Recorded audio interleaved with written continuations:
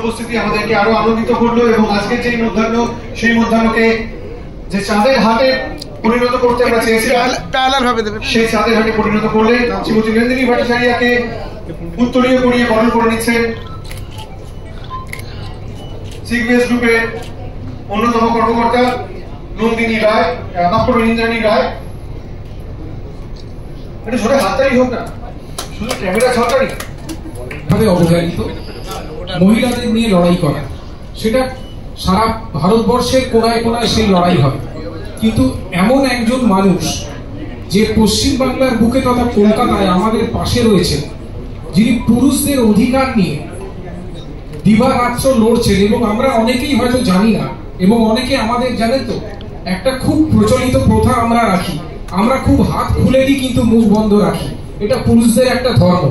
তাই দেখা যায় যে বহু পরিবারে সত্যিকারের যেখানে পুরুষরা অত্যাচারিত হচ্ছে, যার কোনো খবর আমরা পাই না, তার কাছে তার গোড়াতে পৌঁছে তাকে সমাধান করার জন্য যে চেষ্টা উনি করে যাচ্ছেন আন্তরিকভাবে নন্দিনীদিকে, উনি সমস্ত ভারত নয় সারা পৃথিবীতে স্বীকৃত একজন মহিলা। কিন্তু আজকে আমাদের পাশে ওনাকে পেয়ে আমাদের প্রত্যেকেরই মনে জোর আসে যে সমাজে যারা সত্যি অবহেলিত, যাদের কথা কেউ শুনতে পায় না, শুনতে চায় না, বা তারা বলতে পারে না বিভিন্ন লজ্জাতে, তাদের পাশে আপনাদের মতো মানুষ দাঁড়িয়েছে। আর আপনি আজকে এই প্রোগ্রামে এসছেন, আমরা গৌরবান্বিত। ইকো ফ্রেন্ডলি দুর্গাপুজো তখনই সাকসেস হবে, তখনই সফল হবে যখন মা দুর্গা তার 10 হাত দিয়ে তার সমস্ত সন্তানকে আগলে রাখবে। সেখানে মহিলাও যেমন থাকবে, পুরুষও তেমনি থাকবে। তাই আজকে আপনাদের মাঝখানে, আমাদের মাঝখানে নন্দিনী আপনি এসছেন, আমরা সত্যি গৌরবান্বিত।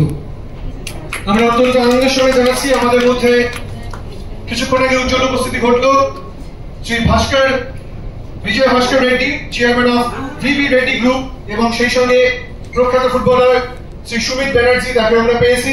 দুজনকেই মঞ্চে আসবার জন্য অনুরোধ করবো। ভিবি রেড্ডি গ্রুপ তাকে উত্তরীয় করিয়ে সম্মান জানাচ্ছেন সিগনেস গ্রুপের অন্যতম কর্মকর্তা ইন্দ্রাণী রায়।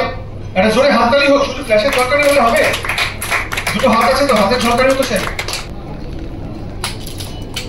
যেই পা সবুজ গালিচায় ফুটবল পায় শিল্পের বিচ্ছরণ ছড়িয়েছে, সেই পা অগণিত কোর্টে যার যাতায়াত, বহু মানুষের আশা ভরসা আপনি অজিত বাবু, আপনার মতো মানুষেরা আজকে বিচার ব্যবস্থার সাথে যুক্ত আছে বলে বিচার ব্যবস্থা অনেক স্বচ্ছতা পায়, এবং যারা সত্যি অসহায় তাদের পাশে যেভাবে আপনি দাঁড়িয়ে আছেন, অগণিত লোক আপনাকে, যারা বিপদে পড়ে জানেন তো, যারা বাঁচায় তাকে ভগবান বলে। আজ অত্যন্ত কাছ থেকে আমরা এই মানুষটিকে দেখেছি, শুধু রাজনীতি অরাজনীতি নয়, সাধারণ মানুষের ভেতরে বহু পরিবারের রক্ষাকর্তা হিসেবে মাননীয় অভিজিৎ বন্দ্যোপাধ্যায় তার স্মৃতি, তার ছাপ রেখে দিয়ে গেছে। বহু মানুষের ভালোবাসায় আপনি আজ তাদের মনের মনোকোঠায় রয়েছেন। আপনাকে আজকে এখানে পেয়ে, আপনার অত্যন্ত ব্যস্ত শিডিউলের মধ্যে আপনি সময় করে এখানে এসছেন, সত্যি আমরা গর্বিত। আরো গর্বিত হব যে আপনার মুখ থেকে যদি এই পুজো সম্বন্ধে, এই ইকো ফ্রেন্ডলি দুর্গা পুজো সম্বন্ধে, এই পরিবেশ সম্বন্ধে, পরিবেশ বান্ধবতা সম্বন্ধে যদি কিছু কথা শুনি। আমি আপনাদের এই শহীদের এখানে আসতে নিজেকেই ধন্য বলে মনে করছি। এটা আমি প্রথমবারই আপনাদের কাছে এলাম। এটা আপনাদের সম্ভবত ৩য় বর্ষে পড়েছে। এটা শুধুমাত্র একটা সাধারণ কোম্পানি নয়, ন্যাশনাল ইভেন্ট, এবং ন্যাশনাল ইভেন্টে প্রত্যেকটা রাজ্যে, কর্ণাটক, পশ্চিমবঙ্গে শুরু হয়েছে, আদার্স অন্যান্য স্টেটেও এনারা দীর্ঘদিন ধরে কাজ করে চলেছে। পশ্চিমবঙ্গে এই যে পদার্পণ, এটা গত বছরও হয়েছে, এবছরও হবে। এই যে ইকো ফ্রেন্ডলি, এটার মধ্যে দিয়ে মেন এনভায়রনমেন্টের ব্যাপারটা আছে। দুর্গা পুজো পশ্চিমবঙ্গের এমন একটা পুজো যেখানে কয়েক হাজার পুজো হয়, এবং সেটা গ্রামেগঞ্জে, শহরে, আমাদের কলকাতা সিটিতে ছড়িয়ে আছে। কিন্তু আমাদের এই পুজোতে ধরুন বাঁশ প্যান্ডেল করার জন্য যাবতীয় যে সামগ্রী লাগে, এর জন্য একটা পলিউশন হয়, এবং এটা দীর্ঘদিন ধরে পুজো শেষ হয়ে যাওয়ার পরও পড়ে যায়। আমাদের দেখতে হবে যে কি করে এনভায়রনমেন্ট আমরা এটাকে সমস্ত দূষণ থেকে মুক্ত করতে পারি। আমরা জানি পশ্চিমবঙ্গ একটা অনেক বড় স্টেট, অনেক বড় রাজ্য, তার মধ্যে কলকাতা, যেখানে কোটি কোটি মানুষের বাস। আর এই সময়টায় বিশেষ করে সারা পশ্চিমবঙ্গ থেকে অগণিত মানুষ দুর্গাপুজো দেখার জন্য কলকাতাতে আসে। এনাদের যে উদ্যোগ, আপনাদের এই উদ্যোগকে আমি সাধুবাদ জানাই। আপনারা যেভাবে, যে প্রক্রিয়াতে, যেভাবে এই কাজ করে চলেছেন, আগামী দিনে আপনারা আরো ভালো কাজ করতে পারবেন। মানুষের সহযোগিতা এবং আপনারা এই যে জনগণের সহযোগিতাও আপনারা সবসময় পাবেন। বিকেল পড়াশোনা সেটা যেন একেবারে চাঁদে ঘাটে পরিণত হয়েছে, কারণ এত বিভিন্ন জায়গা, বিভিন্ন স্তরের মানুষ যারা বিভিন্ন ক্ষেত্রে। ভারতবর্ষের গাছ কাটা একটা বিশাল একটা প্রবলেম। জঙ্গল থেকে শুরু করে, গ্রাম থেকে শুরু করে সে গাছ কাটা। যদি গাছ কাটলে বৃষ্টি কম হয়, তাহলে এবছরে এত বৃষ্টি হলো কেন কেউ জানে না। এই গাছপালা শুধু একটা জুলাই মাসে বলি, জুলাই মাসে সারা ভারতবর্ষে জুলাই টু জুলাইতে 73% বৃষ্টি বেশি হয়েছে। তাহলে কি গাছ কাটাটাই শুধুমাত্র প্রকৃতিকে বাঁচাবার জন্য, পরিবেশকে ঠিক রাখার জন্য? আর একটা জায়গা দেয়, আর একটা রাজ্যের নাম বলি, তার নাম হচ্ছে সিকিম। খুব সম্ভব প্লাস্টিক অ্যালাউড নয়, খুব সম্ভব প্লাস্টিক অ্যালাউড নয়। অর্গানিক ফুড খাওয়া হয়, আদারওয়াইজ সেখানে এন্ট্রি করতে দেওয়া হয় না। সেখানে এত ল্যান্ডস্লাইড হচ্ছে কেন? গত 1 বছর ধরে সারা সিকিমটা ল্যান্ডস্লাইড হয়ে তার পর্যটন শিল্পটাকে নষ্ট করে দেওয়া হয়েছে। এটা কি আজকে হয়েছে? বহুদিন ধরে যে পরিমাণে পরিবেশকে নষ্ট করতে করতে এবং ট্রাভেল ট্যুরিজমকে উৎসাহ দেওয়ার জন্য যে পরিমাণে আমরা প্রকৃতিকে নষ্ট করেছি, তার ফল তো ভুগতে আমাদের ভূমিকা। আমি বছরখানেক আগে কাশ্মীর গেছিলাম। পর্যটন শিল্পে গভর্নমেন্ট অফ ইন্ডিয়া এত বেশি তার অ্যাক্টিভিটি দেখাচ্ছেন, টানেল কেটে আর বিভিন্ন ভাবে।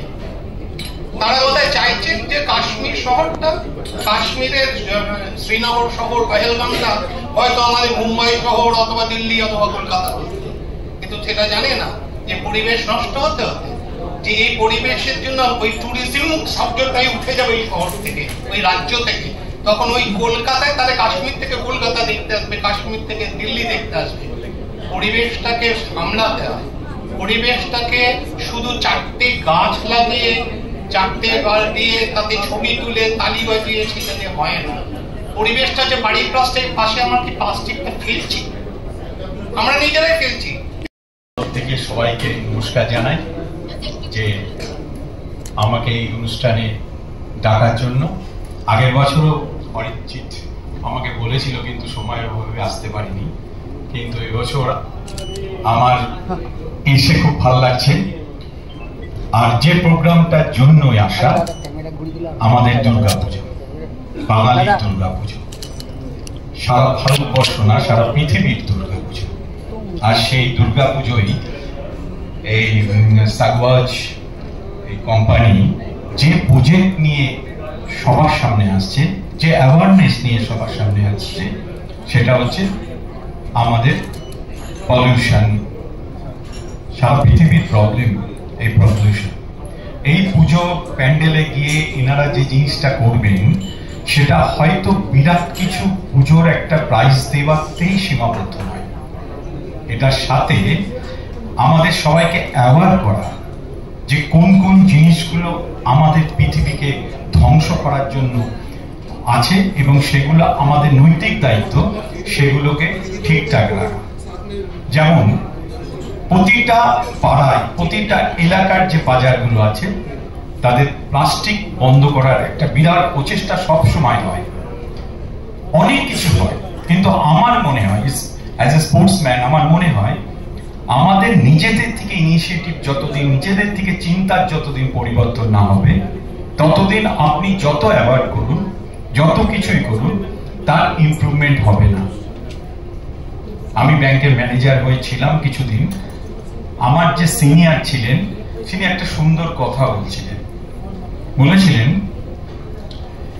যে কাগজে কেন লিখছো, টাইপ করো, টাইপ করা শেখো। আমি এর অর্থটা বুঝিনি, কেন এত কাগজ নষ্ট হচ্ছে, এত কিছু হচ্ছে, তাতে কাগজে লিখলে কি হয়। তখন উনি আমাকে বুঝিয়েছিলেন, এই কাগজ কিন্তু গাছ থেকে তৈরি হয়। তাই যত তুমি কাগজ কমাবে, যত পৃথিবী কাগজ কমাবে, যত এই লেখালেখি সমস্ত কিছু কম্পিউটারে যাবে, তত কিন্তু গাছ বাঁচবে। আর তত গাছ একমাত্র বলবো না, তত গাছ যতদিন পৃথিবীতে থাকবে ততই আমরা পলিউশন থেকে অব্যাহতি পাবো। মধ্য কথা, এই অনুষ্ঠানটা, এই পরিকল্পনাটা, এই সমস্ত সাবজেক্টটা আমায় খুব আপ্লুত করেছে, খুব ভালো করেছে, ভালোবেসেছে।